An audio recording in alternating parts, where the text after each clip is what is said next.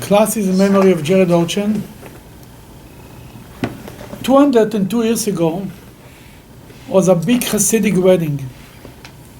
It was called the Zlobine Chasana. The wedding in Zlobin. Zlobin is a city in Ukraine, I think. I once remember to meet a Jew. He told me it's from Zlobin. He thought I will never know the name of the city. I told him, Zlobin, sure. If you would be a Chabadnik, you would be very important now. We come from Zlobin. The wedding was between a grandson of the granddaughter, a grandchild of the first Chabad Rebbe, Reb Shneur Zalman of Leadi, the Alter Rebbe, and the Reb Levi Yitzchok of Barditchev. Two great Hasidic Rebbes. By the way, there is a famous singer or Yehudi Menuchin. Ever heard about Menuchin? It's our finance minister. No, yeah, it's somebody who is coming. Yehudi Menuhin. You heard about him. What was he? He was a violinist. Violinist, thank you. And he was a great-grandchild of the Alter Rebbe and Reb Levi Yitzchok of Barditchev. Wow. And the previous Lubavitcher Rebbe said that he had the talent in singing from his great-grandfather, the Barditchever, who was known for his unbelievable power of singing. In any case, they had to marry off the children. Then they choose a place in the middle between Liadi and Barditchev to make the wedding. The custom that time, the wedding was usually on Friday afternoon. And Friday night, the meal was a Shabbos meal. That was the wedding. That's how it used to be 200 years ago. The big weddings that we have today was not even a dream. Fine. Shabbos morning, the two rabbis are davening late, long hours. And there was one chassid, his name was Reb Shmuel Munkes. He was like to have fun. He was a big chassid, would like to have fun. He tells the chassidim, we will daven first and we'll start to make a farbrengen, we'll say l'chaim. We cannot wait until these two are davening. It will be the end of the day. Right? They made a farbrengen, they're eating, they're drinking, then they run out of food. He goes into the kitchen of the two Hasidic rabbis where the women prepare the food for the big event, for the big meal. He found there a big, nice kugel. He smuggled it out, and the crowd had fun. Before long, it was over. Late in the day, the two tzaddikim are coming to the table to wash for the Shabbos meal after they davened for long hours. And Alter Rebbe's wife goes to the kitchen to look for the kugel. Oy vey, there is no kugel. She knew right away who did it. Only one guy who had the guts to do such a thing.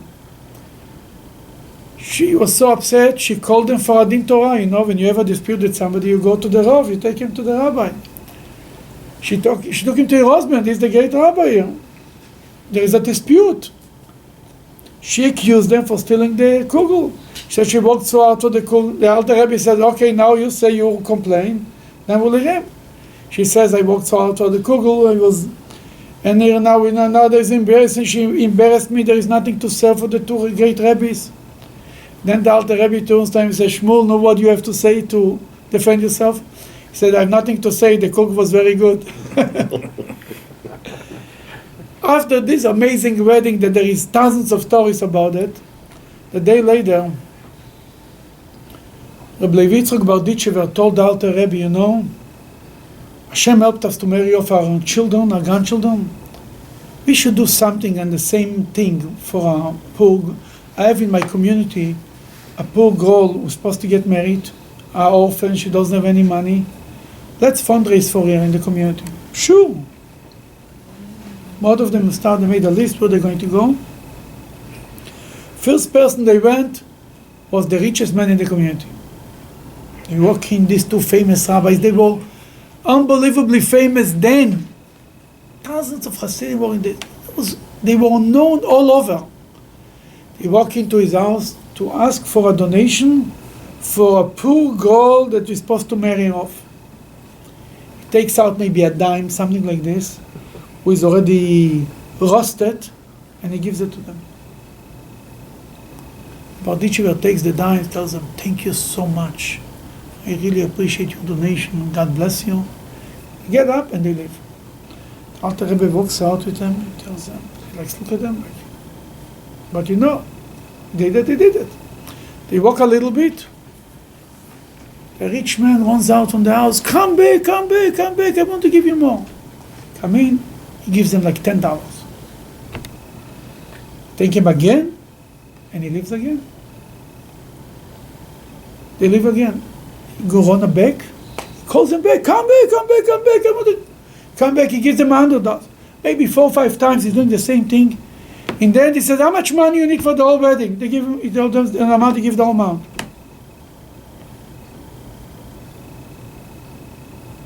And then ask him, what's going on here? What happened? A few months before that, he was a man who gave a lot of charity. Lots and lots of charity. A few months before that, it was in the middle of an important meeting. Somebody came in. And the only coin he had in his pocket was a dime. Gave it to a poor man, but he says, he didn't have time to go to his safe. And he said, this guy doesn't get in any other houses more than a dime anyway. And this guy got so angry, took the dime and threw him into his face, and almost he lost his eyesight. This rich man got so insulted, so hurt, that he said, the next person will come, I'll give him this dime. And until somebody is not going to say thank you for this dime, nobody will get a penny from me. The second person came in, gave him the dime, threw him in his face, and the second person, until the dime got roasted. And it was a cycle. He gets more angry, and the community hates him more, and nobody wants to go. And here is a Jew that went from being one of the most charitable people to be angry, to be everybody hates him, he hates everybody. A cycle that didn't end.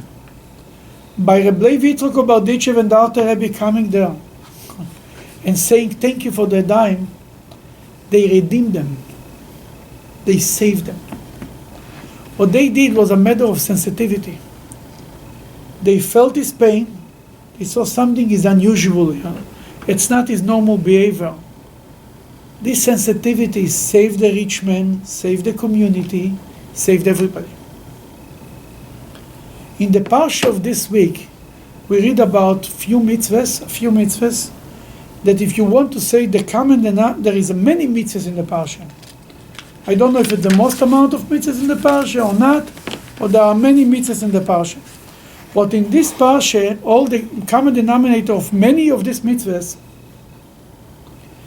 is sensitivity. What would be the first mitzvah that shows sensitivity in the Parsha? No? Mother bird. What is the mitzvah? The mitzvah is like this. If you see a mother bird hovers over your babies or the eggs, you're not allowed to take the mother. You have to let the mother fly away and then take the babies. What lays behind the mitzvah? The mother has an instinct, a motherly instinct to protect her babies. That the Torah says, don't take advantage. And here, motherly instinct and steal her and catch her because she doesn't want to run away from the babies. In a good day, you would never be able to catch her because she would fly away before you. The reason why you can catch her is because she's sacrificing your life. She's risking your life because she wants to protect her babies. Don't abuse the motherly instinct that God put into even birds and animals and human, and take advantage of it. Fly away and then take the babies. Don't be a hormone. I'll steal you because I'll catch you because you not, something in you doesn't allow you to live. That's about birds. We go to the next mitzvah. It's about about animals. What's the law? You cannot plow with a donkey and an ox together. Why not? They're not equal. Because they're not equal. Then what will happen? The ox will suffer. He has to schlep the donkey with him, right? And the donkey will suffer because he's being schlepped and dragged by the ox. Then it's not fair. It's not the same level of. It's like somebody who can bike 100 miles and somebody who can bike 1 mile, like me. It will be not fair. It will be painful for me, painful for him. Therefore, the Torah says you have to be sensitive to animals. They cannot complain, but it doesn't mean there is no feelings there. There is no suffering there. In the Torah, the idea of tsar ba'alei chaim, suffering of animals, is a very important mitzvah. Very important mitzvah. We see it in you're not allowed to sit down to eat before you feed your animals, and so on and on. And the true about there is a sensitivity about people in this parsha. What's about the sensitivity about the people? Do not despise an Egyptian because you were a convert in his land, right?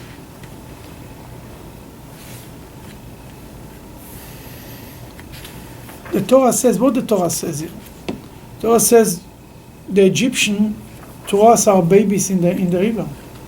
It was the Holocaust. But in the beginning, when it was a famine, they welcomed you. Even that they welcomed you for their own good, but they still welcomed you. You cannot forget the good that they did to you, and you cannot despise them. Doesn't mean you have to run around and love and kissing them, but you cannot despise them. Remember the good that they did to you. That's about enemies. Even your enemies, you're not allowed to hate them. And the last thing is about workers. There is a law about a worker. Worker pays. If you have to pay the worker wages. If the worker gets every week his payment, Friday afternoon he knows he has to wait to get his payment. The Torah says you're not allowed to delay his payment at all. You have to give him a time, because he is waiting, the family is waiting. Father, Daddy is going to bring the money from work, and we'll have money to buy food. We'll be able to go buy shopping for your clothing for school. You have to do this. You cannot delay it, even for you. Oh, we'll wait another day, big deal. He cannot scheme on you because he needs a job. You have to be careful to delay, not to delay his payment. What's the lesson to us? The Torah teaches us to be sensitive to birds, to animals, to enemies, to workers. How about being sensitive to our godly soul? The month of Elul is coming before the holidays. We are constantly taking care of our body. We're biking, and we are going to do all other exercise, and then we are going to the doctors, then we get a massage, then we go to work, then we have vacations, then we eat good, then we sleep good, we do all the good stuff. And the Jewish soul within us is crying out, and what's about my need? The need of the Jewish soul is doing mitzvahs. That's how she gets her life and her satisfaction. That as much as we need to be sensitive to everybody else about listening in and listening to the outcry of the neshama that cries out and says, I want a connection, I want to do something spiritual. My dear owner, I'm in your body, but only the body can do mitzvahs. The neshama and Yiron cannot do something. To put on film needs my hand, it's my head. To be nice to somebody, you need my mouth to smile to somebody, to say good words, and so on and on. And the sensitivity that we can learn from it is, there is many Jews, especially in today's world, who are very sensitive to other people's suffering. They are busy protecting animals. It's all good and fine. What about sensitivity to our neshama, to our Jewish soul?